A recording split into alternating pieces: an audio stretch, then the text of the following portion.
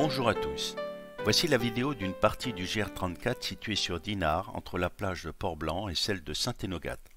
Ce tronçon figure également dans le circuit Laurence d'Arabie sur lequel j'ai fait une précédente vidéo, mais à ce moment-là des éboulements ne permettaient pas d'emprunter ce passage.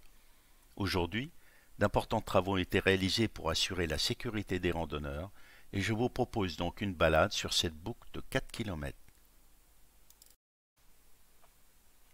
Garez-vous sur le parking près du camping de Port-Blanc et en débouchant sur la plage, allez emprunter sur votre droite le cheminement bétonné.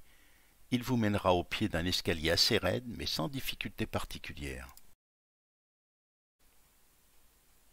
Bien entendu, vous aurez pris la précaution de vérifier les hauteurs d'eau, car si vous voulez profiter pleinement de ce parcours, je vous conseille de le prévoir à marée descendante.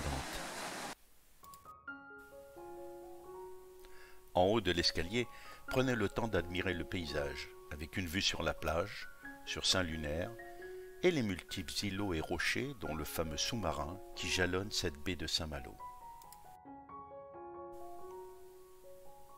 Sur cette photo, précisément à l'endroit où passaient ces promeneurs, le sentier du littoral s'était effondré. Heureusement, et c'est à souligner, le propriétaire a accepté de rogner sur son terrain afin de permettre un passage sécurisé.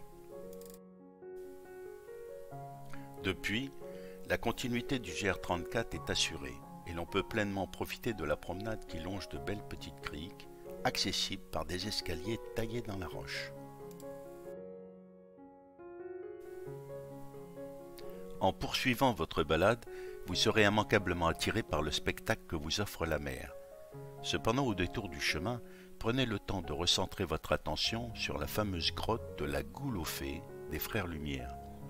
Un endroit historique où il vaut mieux abandonner l'idée de descendre voir de plus près cette fameuse grotte, car l'escalier qui y mène est dangereux.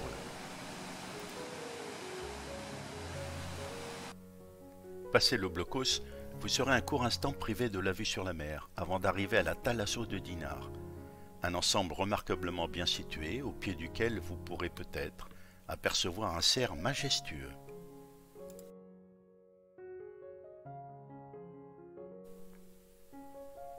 La partie la plus délicate se trouve à cet endroit, où il faut descendre un escalier assez impressionnant pour aller fouler la plage de Saint-Énogat. Mais n'hésitez pas à vous engager dans la descente en vous tenant à la solide rambarde. Par contre, n'envisagez même pas de descendre si la marée est trop haute. Mieux vaut faire un petit détour, lequel est d'ailleurs signalé. Lorsque vous arrivez sur la plage, le tracé du GR va vous diriger vers les cabines de plage. Mais si l'occasion se présente en fonction de la hauteur d'eau, vous pouvez très bien en profiter pour cheminer sur la digue à votre gauche, avec en point de mire l'île de Harbour. Arrivé au pied des cabines, il est temps de reprendre le chemin du retour, soit en revenant sur vos pas si vous ne voulez pas abandonner la vue sur mer, soit en coupant au plus court. Dans ce cas, remontez la rue devant le mini-golf en passant devant le grandiose jet d'eau, et repartez vers la droite pour aller rejoindre votre véhicule en passant devant l'entrée de la Thalasso et les bâtiments de l'Ifremer.